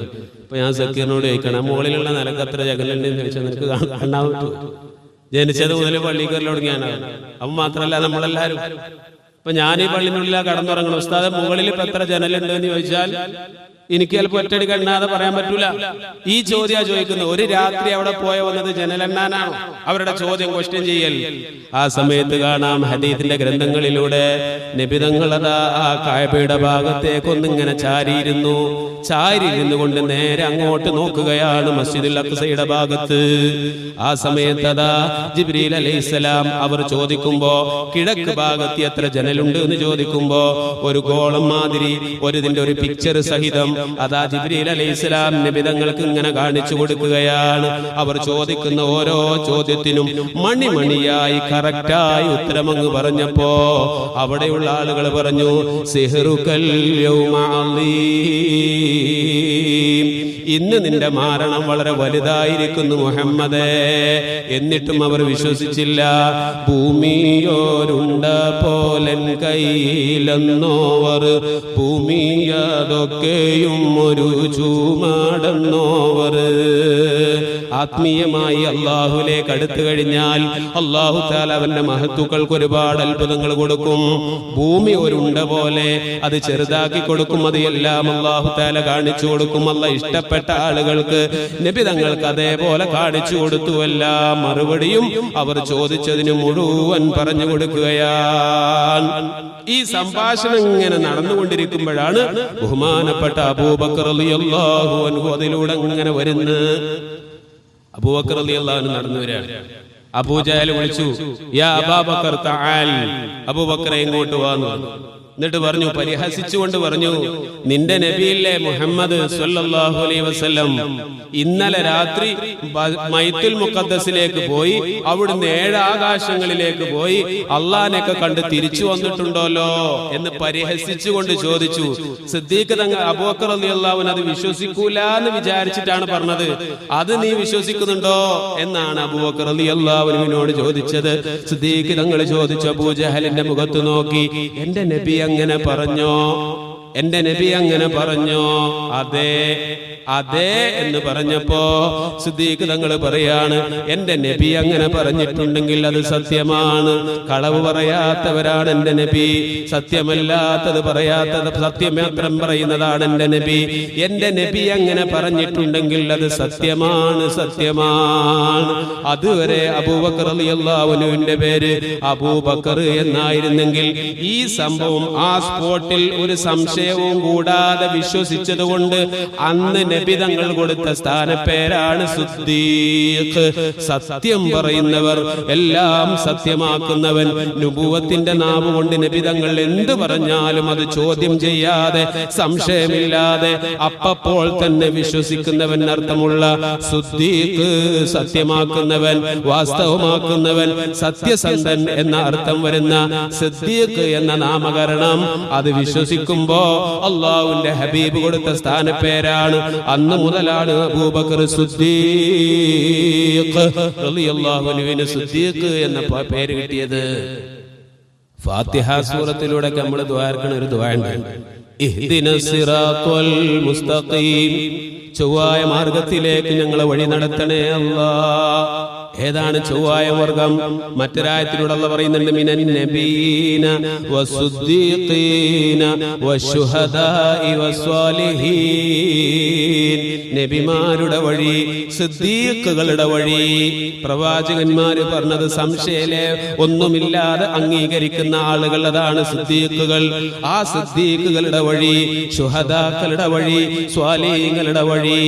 ഈ സിദ്ദീഖുകളുടെ വഴിയാവാൻ വേണ്ടി നമ്മൾ നിസ്കാരങ്ങളിൽ ദുആ ചെയ്യുന്ന ദുആയാണ് ഇഹ്ദിനസ് സിറാത്തുൽ മുസ്തഖീം. അല്ലാഹു തആല ആ വിഭാഗത്തിൽ നമ്മെ ഉൾപ്പെടുത്തി അനുഗ്രഹിക്കുമാറാവട്ടെ. സിദ്ദീഖ് റളിയല്ലാഹു അൻഹു വിശ്വസിച്ചു. കുറെ ആളുകൾ നബി തങ്ങളെ പരിഹസിക്കൽ കൂടി. എന്നാലും ഇത് വിശുദ്ധമായ ഇസ്ലാമിന്റെ സുന്ദരമായിട്ടുള്ള ഒരു ഇബാദത്തായ നിസ്കാരം നമുക്ക് നൽകിയതായ സംഭവമാണ് ഈ ഇസ്രാ മിഅ്റാജ്. അതുകൊണ്ട് ഇന്നത്തെ ക്ലാസ്സിലൂടെ നമ്മൾ മനസ്സിലാക്കേണ്ടത് ഒരുപാട് ചരിത്രങ്ങളും സംഭവങ്ങളുണ്ട്. അതോടൊപ്പം ഈ നിസ്കാരം നമ്മൾ ഖളാ ആക്കാതെ നിസ്കരിക്കാൻ ശ്രമിക്കണം. അതിന്റെ നേരത്തെ നമ്മൾ നിസ്കരിക്കാൻ ശ്രമിക്കണം. സഹോദരിമാരെ, അയ്യുൽ അഅ്മാലി അഫ്ളലു, ഏറ്റവും ശ്രേഷ്ഠമായ ഒരു സൽക്കർമ്മം ഏതാ എന്ന് നബിതങ്ങളോട് ഒരു സ്വഹാബി വന്ന് ചോദിച്ചപ്പോൾ നബിതങ്ങൾ പറഞ്ഞു, അസ്സലാത്തു ലിവഖ്തിഹാ, നിസ്കാരം അതിന്റെ ടൈമുകളിൽ തന്നെ നിർവഹിക്കുക. ഓരോ നിസ്കാരങ്ങൾക്ക് ഓരോ സമയമുണ്ടല്ലോ, അതാത് സമയത്തിൽ തന്നെ നിർവഹിക്കുക. സുബഹി 8 മണിക്കല്ല, സുബഹി 7 മണിക്കല്ല, ളുഹറിന് പള്ളിയിൽ വന്നിട്ടല്ല സുബഹി നിസ്കരിക്കേണ്ടത്. സുബഹിക്കൊരു സമയമുണ്ട്, ആ സമയത്ത് നിസ്കരിക്കുക. അതാണ് ഏറ്റവും ശ്രേഷ്ഠമായ അമൽ എന്ന് ശഫീഉനാ റസൂലുള്ളാഹി സ്വല്ലല്ലാഹു അലൈഹി വസല്ലം. ഈ നിസ്കാരം നമ്മൾ കറക്റ്റ് ആയിക്കൊണ്ട് നിർവഹിക്കുക. മിഅ്റാജിന്റെ ഒന്നാമത്തെ സന്ദേശം അതാണ്, നിസ്കാരമാണ്. ഈ നിസ്കാരം നമ്മുടെ ജീവിതത്തിൽ ഖളാ ആക്കാതെ പതിവാക്കാൻ ഇന്നത്തെ ഈ രാത്രിയോടുകൂടെ നമ്മൾ പ്രതിജ്ഞ ചെയ്യുക. അല്ലാഹു തആല കബൂലാക്കുമാറാവട്ടെ. അതോടൊപ്പം നബി സല്ലല്ലാഹു അലൈഹി വസല്ലമ തങ്ങൾക്ക് ഇത്രയും വലിയ ഒരു അത്ഭുതം നടന്ന ഈ ഒരു ദിവസത്തെയും മാസത്തെയും പരിഗണിച്ചുകൊണ്ട് റജബ് 27 അന്ന് നോമ്പനുഷ്ഠിക്കൽ സുന്നത്താണ് എന്ന് മഹാന്മാർ രേഖപ്പെടുത്തി വെച്ചതായിക്കൊണ്ട് കാണാം. ബഹുമാനപ്പെട്ട ഹുജ്ജത്തുൽ ഇസ്ലാം അബൂ ഹാമിദ് അൽ ഗസ്സാലി റളിയല്ലാഹു അൻഹു, ഇമാം ഗസ്സാലി റളിയല്ലാഹു അൻഹു അവിടുത്തെ ഇഹ്യാ ഉലൂമുദ്ദീൻ എന്ന് പറയുന്ന ഒരു കിതാബിൽ കാണാം, മഹാൻ വിശദീകരിക്കുന്നു, ഖാല സ്വല്ലല്ലാഹു അലൈഹി വസല്ലം, നബി സ്വല്ലല്ലാഹു അലൈഹി വസല്ലം തങ്ങൾ പറഞ്ഞു, മൻ സ്വാമ യൗമ 27 മിൻ റജബിൻ, റജബ് 27 അന്ന് ഒരാൾ നോമ്പ് അനുഷ്ഠിച്ചു കഴിഞ്ഞാൽ കതബല്ലാഹു ലഹു 60 ശഹ്റൻ, 60 മാസം നോമ്പനുഷ്ഠിച്ചതായ പ്രതിഫലം അല്ലാഹു തആല അവനിക്ക് നൽകും എന്ന് ശഫീഉനാ റസൂലുള്ളാഹി സ്വല്ലല്ലാഹു അലൈഹി വസല്ലമ തങ്ങൾ പറഞ്ഞു എന്ന് ബഹുമാനപ്പെട്ട ഇമാം ഗസ്സാലി ഉദ്ധരിക്കുന്നു. അതുകൊണ്ട് മിഅ്റാജിന്റെ നോമ്പ് എന്ന് പറയുന്ന നോമ്പ് ഈ വരുന്ന ചൊവ്വാഴ്ചയാണ്, 28-ാം തീയതി. 28-ാം തീയതി ചൊവ്വാഴ്ചയാണ്. ഈ പറയപ്പെട്ട ഹദീസിലുള്ള പുണ്യകരമായ നോമ്പ് ഈ വർഷത്തെ ഈ വരുന്ന ചൊവ്വാഴ്ചയാണ്. ഇപ്പൊ പറ്റാവുന്ന ആളുകളൊക്കെ അത് നോമ്പ് പിടിക്കാൻ വേണ്ടി ശ്രദ്ധിക്കുക. 60 മാസം നോമ്പെടുത്ത പ്രതിഫലം ലഭിക്കുമെന്നാണ് നബിതങ്ങൾ പറഞ്ഞതായി ഇമാം ഗസ്സാലി റളിയല്ലാഹു അൻഹു പറയുന്നത്. പിന്നെ ചില ആളുകളൊക്കെ ഈ ഹദീസ് ദഈഫാണ്, സ്വീകരിക്കാൻ പറ്റൂല എന്നൊക്കെ പറയാറുണ്ട്. അതിപ്പോ അങ്ങനെയാണല്ലോ, നമ്മുടെ മുസ്ലിങ്ങളിൽ ഇടയിലുള്ള സംഘടനകളിൽ ഒരാള് ഒന്ന് പറയുമ്പോൾ അത് ശരിയല്ല, ആ ഹദീസ് സ്വീകരിക്കാൻ പറ്റൂല, അത് ചെയ്യണ്ട എന്ന് പറയുന്ന ആളുകളുണ്ട്. എന്റെ ഒരു അഭിപ്രായം അനുസരിച്ചുകൊണ്ട് നല്ല കാര്യങ്ങളൊക്കെ ഉണ്ടല്ലോ, അത് ലൈഫായ ഹദീസുകളായിക്കോട്ടെ, നല്ല കാര്യമാണെങ്കിൽ നമുക്ക് ചെയ്യാം. ലൈഫായ ഒരു ഹദീസിലുണ്ട് കള്ളു കുടിക്കാം എന്ന് ലൈഫായ ഹദീസ് ഉണ്ട് എന്ന് സങ്കല്പിക്കുക. അത് നമ്മൾ ചെയ്യണ്ട. കള്ളുകുടി നല്ലതല്ലല്ലോ. അപ്പൊ അത് ലൈഫായ ഹദീസിലുണ്ട്, അതുകൊണ്ട് ചെയ്യാന്ന് പറഞ്ഞാൽ അതൊരു നല്ല കാര്യമാണ്, നോമ്പാണ്, നല്ല കാര്യമാണ്. ഇനി അത് ലൈഫായ ഹദീസാണ് അതുകൊണ്ട് ചെയ്യണ്ടെന്ന് നോക്കണ്ട, നല്ല കാര്യമല്ലേ? ആ അർത്ഥപ്രകാരം അത് ചെയ്താലും നമുക്ക് അതിന്റെ പ്രതിഫലം ലഭിക്കും. അതുകൊണ്ട് ഇത്തരത്തിലുള്ള ഹദീസുകളൊക്കെ അടിസ്ഥാനത്തിലാണ് നമ്മുടെ മുൻഗാമികൾ അന്ന് നമുക്ക് നോമ്പ് നോൽക്കൽ സുന്നത്താണ് എന്ന് പറഞ്ഞതും വർഷങ്ങളായി, നൂറ്റാണ്ടുകളായി നമ്മൾ അത് അനുഷ്ഠിച്ചു പോരുന്നതും. ഇനിയിപ്പോ മിറാജ് ആവുമ്പോ അതിന്റെ തൊട്ട് മുമ്പത്തെ ദിവസവും മറ്റൊക്കെ വരും ചില ആളുകളുടെ ചില വോയിസും ക്ലിപ്പുകളൊക്കെ ആയിട്ട് അന്ന് നോമ്പ് നോൽക്കാൻ പാടില്ല എന്നൊക്കെ പറഞ്ഞു. ഞാൻ പറഞ്ഞല്ലോ ഇതൊരു ഹദീസാണ്. ലൈഫ് എന്ന് പറഞ്ഞാൽ ചിലപ്പോ ഈ ഹദീസ് പറഞ്ഞു തന്ന ആള് അത്ര സ്വീകരിക്കാൻ പറ്റുന്ന ഒരാളായിരിക്കില്ല. അങ്ങനെയുണ്ടല്ലോ, ചില ആളുകൾ പറയുന്നത് നോക്കി അതാരെ പറഞ്ഞ അന്നാളാണ്, അങ്ങനെയുണ്ടല്ലോ, ആളെ നോക്കി നമ്മളത് വിലയിരുത്തലുണ്ട്. അപ്പൊ അങ്ങനെ ചില സംഭവങ്ങളൊക്കെ ചില ഹദീസുകളുണ്ട്. ഞാൻ നിങ്ങൾക്ക് മനസ്സിലാവാൻ പറഞ്ഞ അതിന്റെ സാങ്കേതികമായ ലൈഫ് അത് ഏത് രീതിയിലാണ്, അതിന്റെ മത്തിലാണോ ഷറയിലാണോ ലോഫുള്ളത്, അത് അതിന്റെ റാവിയിലാണോ, അതിന്റെ റാവിയും അതിന്റെ മത്തിനും ഷറ വന്നപ്പോ സാധാരണക്കാരായ നിങ്ങളോട് പറഞ്ഞിട്ട് കാര്യമില്ലല്ലോ. അതുകൊണ്ടാണ് ഞാൻ നിങ്ങൾക്ക് മനസ്സിലാകുന്ന രീതിയിൽ അത് പറഞ്ഞത്. അത് റിപ്പോർട്ട് ചെയ്ത ഒരാൾ അത് പറഞ്ഞത് സ്വീകരിക്കാൻ പറ്റാത്ത ഒരാളാണ് എന്ന് ചില അഭിപ്രായങ്ങളുണ്ട്. ആ അഭിപ്രായ പ്രകാരം അതാണ് ഒഴിവാക്കണം. അത് ചെയ്യുന്ന ആളൊക്കെ വിമർശിക്കുക എന്ന് പറഞ്ഞാൽ അതൊരു ശരിയായ നടപടിയല്ല. നമുക്ക് അന്ന് നോമ്പ് നോൽക്കാൻ ഇഷ്ടമില്ല എന്നുണ്ടെങ്കിൽ നമ്മൾ നോമ്പ് നോൽക്കണ്ട. എന്നാലും ഇത്തരത്തിലുള്ള ഹദീസിന്റെ അടിസ്ഥാനത്തിൽ അത് നിർവഹിക്കുന്ന ആളുകളെ നമ്മൾ കുറ്റപ്പെടുത്താതിരിക്കുക. അതുകൊണ്ട് നമ്മുടെ ഉസ്താദുമാരും മശായിഖന്മാരും നമ്മുടെ മുൻഗാമികളൊക്കെ നമുക്ക് കാണിച്ചു തന്ന ഒരു രീതിയാണ് മിറാജ് 27, മേറാജിന്റെ അന്ന് നമ്മൾ നോമ്പ് നോൽക്കുക എന്നുള്ളത്. അത് ഈ വരുന്ന ചൊവ്വാഴ്ചയാണ്. അതിന് എത്ര മഹത്വമുണ്ടെന്ന് ഏത് ഹദീസുകളിലുണ്ട്. അപ്പൊ നോമ്പ് അനുഷ്ഠിക്കാൻ പറ്റാവുന്ന ആളുകളൊക്കെ അന്നത്തെ ആ ദിവസം നോമ്പ് അനുഷ്ഠിക്കാൻ വേണ്ടി ശ്രമിക്കുക. രാത്രി നിയ്യത്ത് വെക്കുക, നാളത്തെ സുന്നത്തായ മേറാജിന്റെ നോമ്പ് അല്ലാഹു തആലാക്ക് വേണ്ടി നോമ്പ് നോട്ടി വീട്ടുവാൻ ഞാൻ കരുതി എന്ന് തലേന്ന് രാത്രി നിയ്യത്ത് ചെയ്യുക. ഇനി അഥവാ നിയ്യത്ത് മറന്നാൽ ചൊവ്വാഴ്ച ഉച്ചന്റെ മുമ്പായിട്ട് നിയ്യത്ത് വെച്ചാലും മതി. പക്ഷേ സുബഹി ബാങ്ക് ശേഷം നോമ്പ് മുറിയുന്ന കാര്യങ്ങളൊന്നും ചെയ്യരുത്, എന്നാലേ പറ്റുള്ളൂ. അല്ല സുബഹിക്ക് എണീറ്റപ്പം എന്ത് ചെയ്തു, നല്ലൊരു കട്ടൻ ചായ ഒക്കെ കുടിച്ചു, പിന്നെ അബ്ദുൽ ഖാദർ കടയിൽ എന്നിട്ട് അവിടുന്ന് ഒരു ചായ കുടിച്ചു, പിന്നെ ഒരു 10 മണിയായപ്പോ അന്ന് നോമ്പാണ്, അന്ന് നിയ്യത്ത്. അങ്ങനെ പറ്റൂല. സുബഹിക്ക് ബാങ്ക് കൊടുത്ത ശേഷം ഭക്ഷണങ്ങളൊന്നും കഴിക്കാതിരിക്കണം. എന്നാൽ ഒരു 10 മണിക്ക് നിയ്യത്ത് വെച്ചാലും മതിയാവുന്നതാണ്. സുന്നത്ത് നോമ്പിന്, ഫറളായ നോമ്പിന് അത് പറ്റൂല, രാത്രി തന്നെ നിയ്യത്ത് വെക്കണം. ഇതാണ് മിഅ്റാജുമായി ബന്ധപ്പെട്ട് നമ്മൾ മനസ്സിലാക്കേണ്ടത്. അല്ലാഹു തആല ഇത്തരത്തിലുള്ള ഈ രാവുകളിൽ അവൻ പൊരുത്തപ്പെട്ട അമൽ ചെയ്ത് നമ്മുടെ ആഖിറം വിജയിക്കാൻ വേണ്ടിയാണല്ലോ നമ്മൾ ഇതൊക്കെ ചെയ്യുന്നത്. ഇതിന്റെയൊക്കെ ഫലമായി നമ്മുടെ ആഖിറം അല്ലാഹു തആല വിജയിപ്പിക്കുമാറാവട്ടെ. ആമീൻ എന്ന് ദുആ ചെയ്ത് ഞാൻ അവസാനിപ്പിക്കുകയാണ്. ഇന്ന് നമുക്ക് നമ്മുടെ പരിപാടിയിലേക്ക് ചീരണി തന്നിട്ടുണ്ട്. ഇവരുടെയൊക്കെ വാപ്പാടാണല്ലേ?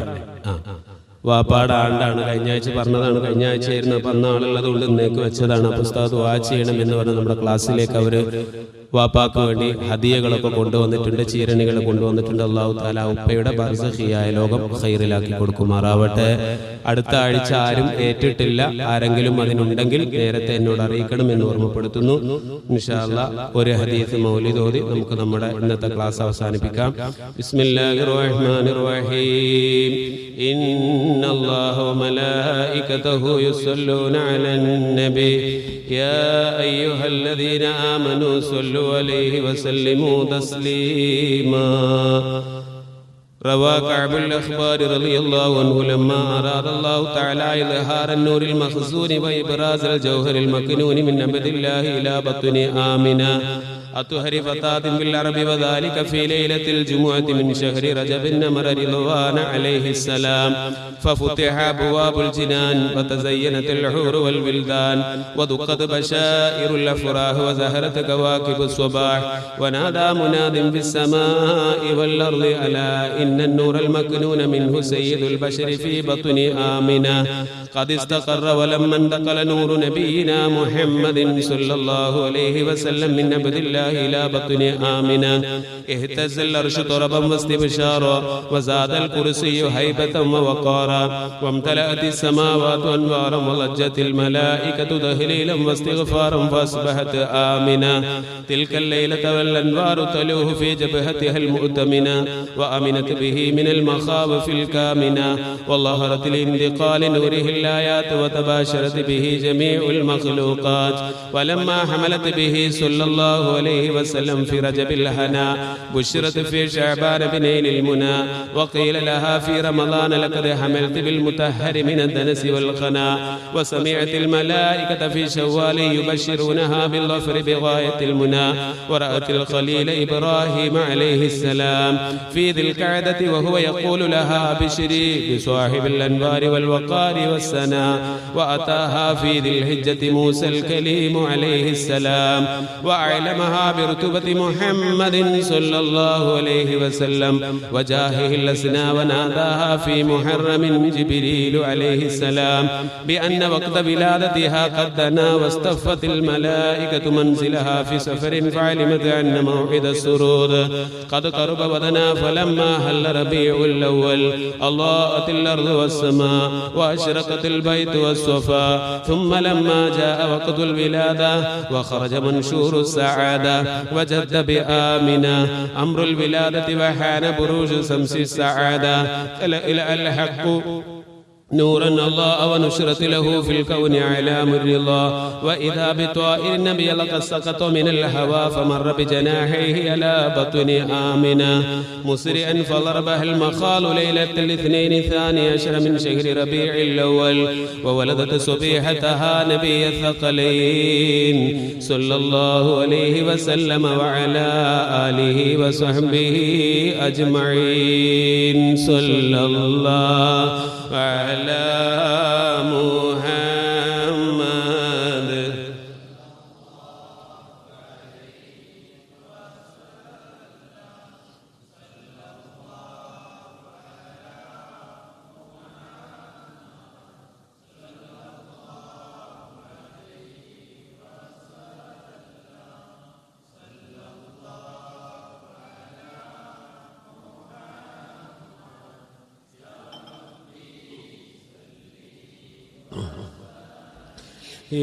ولد الحبيب السيد المتعبد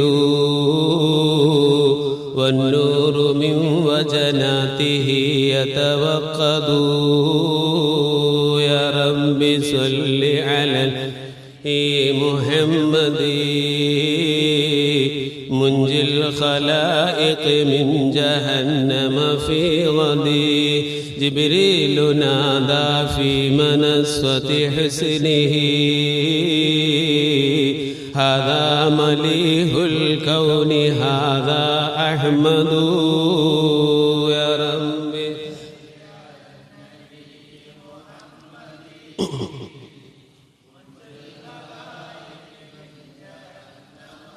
غدي هذا كهيل طرف هذا المصطفى هذا جزيل الوصف هذا السيد يا رب صل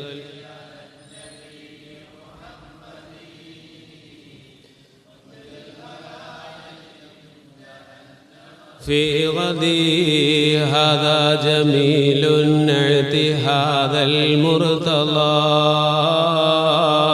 هذا مليح الوجه هذا الأوحد يا رب نبي محمد منجي الخلائق من جهنم في غدي هذا الذي خلعت عليه ملابس ونفائس فنظيره لا يوجد يا رب صل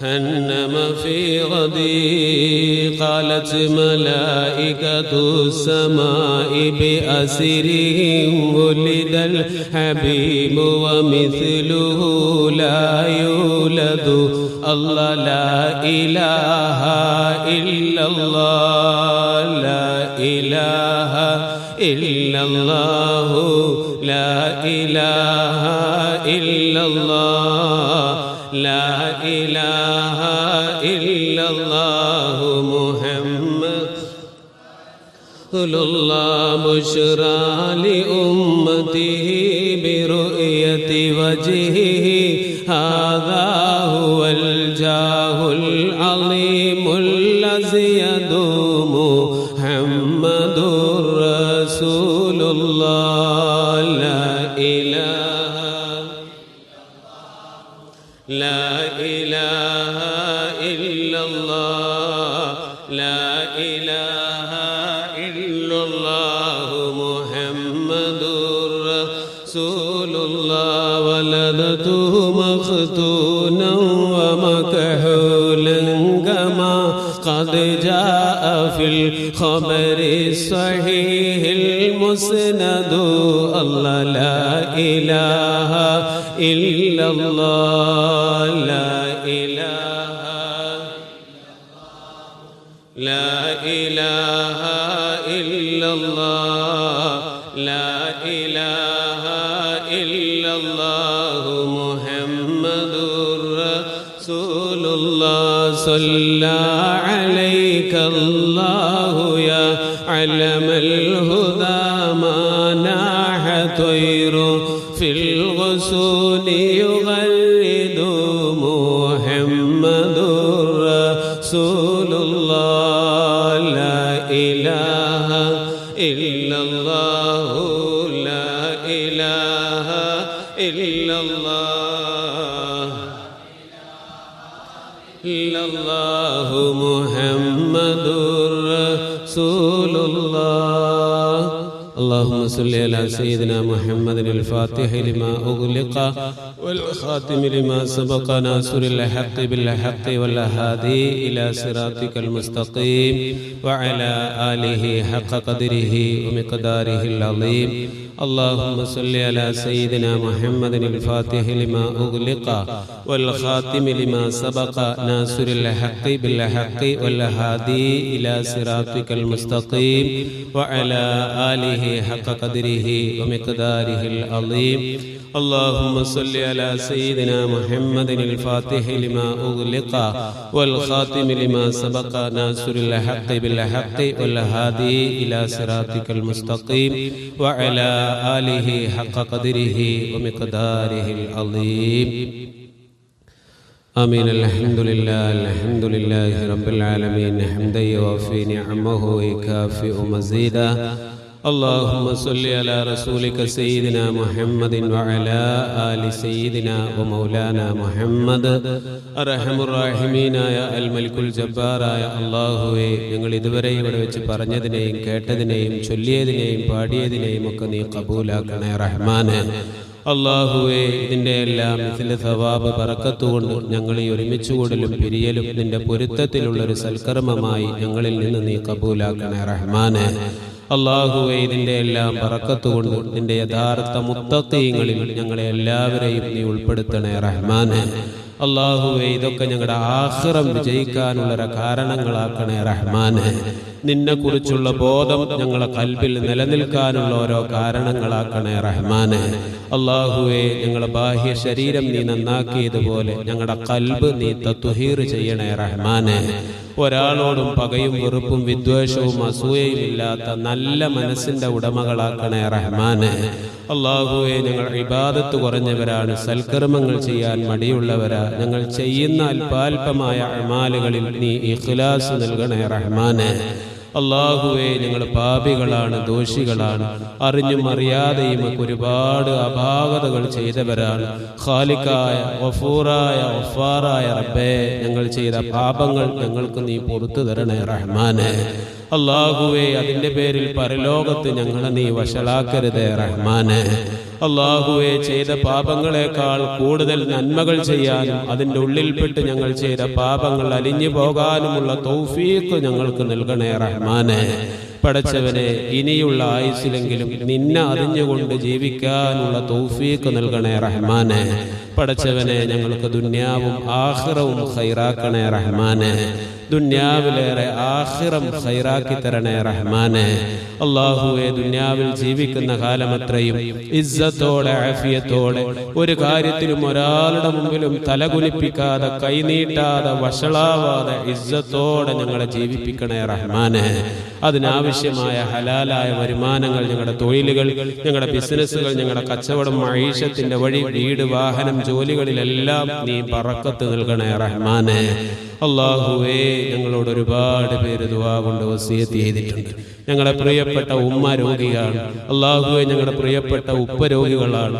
ഞങ്ങളെ സഹോദര സഹോദരിമാർ, ഞങ്ങൾക്ക് ഭക്ഷണം തന്നിരുന്നവർ, സ്നേഹിച്ചിരുന്നവർ, സഹായിച്ചിരുന്നവർ, രോഗമുണ്ടെങ്കിലും വിഷമത്തോടുകൂടെ ഈ സദസ്സിൽ ക്ലാസ്സിൽ വന്നിരുന്ന സഹോദരിമാര്, സഹോദരങ്ങൾ, അല്ലാഹുവേ, അവരൊക്കെ നിനക്കറിയാം.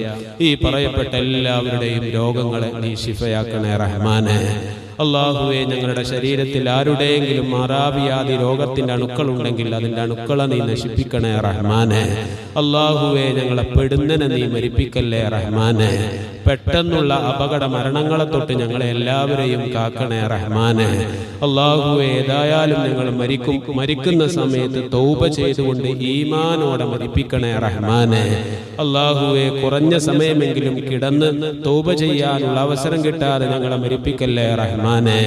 അല്ലാഹുവേ, ഒരുപാട് കാലം കിടത്തി നോക്കാൻ ആളില്ലാതെ വിഷമിച്ചുകൊണ്ട് ഒരു മരിച്ചെങ്കിൽ എന്നാഗ്രഹിക്കുന്ന ആ അവസ്ഥയിൽ വാർദ്ധക്യത്തിന്റെ പ്രയാസത്തിലും ഞങ്ങളെ പെടുത്തരുതേ റഹ്മാനെ. അല്ലാഹുവേ, ഞങ്ങളെ ആഖിബത്ത് നന്നാക്കി മരിപ്പിക്കണേ റഹ്മാനെ. പടച്ചവനെ, ഞങ്ങളാക്കി ഞങ്ങളുടെ ഉസ്താദുമാർ ആഫിയത്തുള്ള ദീർഘായുസ് കൊടുക്കണേ റഹ്മാനെ. അവരുടെ പൊരുത്തത്തിലായി ഞങ്ങൾക്കും അവർക്കും നീ ദീർഘായുസ് ആഫിയത്തോടുകൂടെ പ്രദാനം നൽകണേ റഹ്മാനെ. അല്ലാഹുവേ, മരണം വരെ ഇഖ്ലാസോടെ നിന്റെ ദീനിന് ഖിദ്മത്ത് ചെയ്യാനുള്ള തൗഫീഖ് നൽകണേ റഹ്മാനെ. അല്ലാഹുവേ, ഞങ്ങളുടെ നാടിൽ നീ പരസ്പര സ്നേഹവും ഐക്യവും നൽകണേ റഹ്മാനെ. അല്ലാഹുവേ, ഞങ്ങളെ നീ ഭിന്നിപ്പിക്കരുതേ റഹ്മാനെ. അല്ലാഹുവേ, ഞങ്ങളുടെ നാടിനെ നീ തമ്മിലടിപ്പിക്കല്ലേ റഹ്മാനെ. അല്ലാഹുവേ, എല്ലാ ചിത്രശക്തിയെയും ഒറ്റപ്പെടുത്തി റാഹത്തും കെട്ടുറപ്പും സ്നേഹവും സമാധാനവുമുള്ള നാടാക്കി ഞങ്ങളുടെ നാടിനെ മാറ്റണേ റഹ്മാനെ. ഞങ്ങളുടെ വീടുകളിൽ, കുടുംബങ്ങളിൽ, ഞങ്ങളുടെ ജമാഅത്തുകളിൽ പരസ്പര സ്നേഹവും ഐക്യവും നീ നൽകണേ റഹ്മാനെ. അല്ലാഹുവേ, കഴിഞ്ഞ കാലങ്ങളിലൊക്കെ ഞങ്ങളോടുകൂടെ ഈ ക്ലാസ്സിൽ വന്നിരുന്ന ഒരുപാട് ഉമ്മമാർ, ക്ലാസ് എന്ന് പറഞ്ഞാൽ എന്തും ഒഴിവാക്കി ക്ലാസ്സിലേക്ക് വന്നിരുന്ന ഉമ്മമാർ പലരും ആറടി മണ്ണിലാൽ ഈ പള്ളിക്ക് ചുറ്റും മറവിട്ട് കിടപ്പുണ്ട്. പടച്ചവനെ, പുറത്തു കൊടുക്കണേ റഹ്മാനെ. അല്ലാഹുവേ, അവരെയും ഞങ്ങളെയും നിന്റെ സ്വർഗ്ഗത്തിൽ നീ ഒരുമിപ്പിക്കണേ റഹ്മാനെ. അല്ലാഹുവേ, ഞങ്ങളുടെ ദുആനെ നീ ഖബൂലാക്കണേ റഹ്മാനെ. അല്ലാഹുവേ, പ്രത്യേകിച്ച് ഇന്ന് ആണ്ട് നടക്കുന്ന ആ ഉപ്പയുടെ ബർസഖിയായ ലോകം നീ ഖൈറിലാക്കണേ റഹ്മാനെ. അവർ കൊണ്ടുവന്ന സ്വതക്കകളെ നീ സ്വീകരിക്കണേ റഹ്മാനെ. അതിന്റെ പ്രതിഫലം ആ ഉപ്പയുടെ അർവാഹിലേക്ക് നീ എത്തിക്കണേ റഹ്മാനെ. അല്ലാഹുവേ, കഴിഞ്ഞ ദിവസങ്ങളിലൊക്കെ, കഴിഞ്ഞ ആഴ്ചകളിലൊക്കെ ഇതിലേക്ക് പലഹാരം കൊണ്ടുവന്നവർ, ഇനി തരാൻ ഉദ്ദേശിക്കുന്നവർ, അല്ലാഹുവേ, എല്ലാവരുടെയും ഹലാലായ മുറാദ് നീ വീട്ടി കൊടുക്കണേ റഹ്മാനെ. അല്ലാഹുവേ, ഞങ്ങളുടെ ദുആനെ നീ ഖബൂലാക്കണേ റഹ്മാനെ. അല്ലാഹുമ്മ റബ്ബനാ ആതിനാ ഫിദ്ദുനിയാ ഹസന വഫിൽ ആഖിറതി ഹസനതൻ വഖിനാ അദാബന്നാർ. ആമീൻ ബിറഹ്മതിക യാ അർഹമർ റഹീമീൻ. ബിഫദ്ലി സല്ലല്ലാഹു അലാ മുഹമ്മദ് സല്ലല്ലാഹു അലൈഹി വസല്ലം.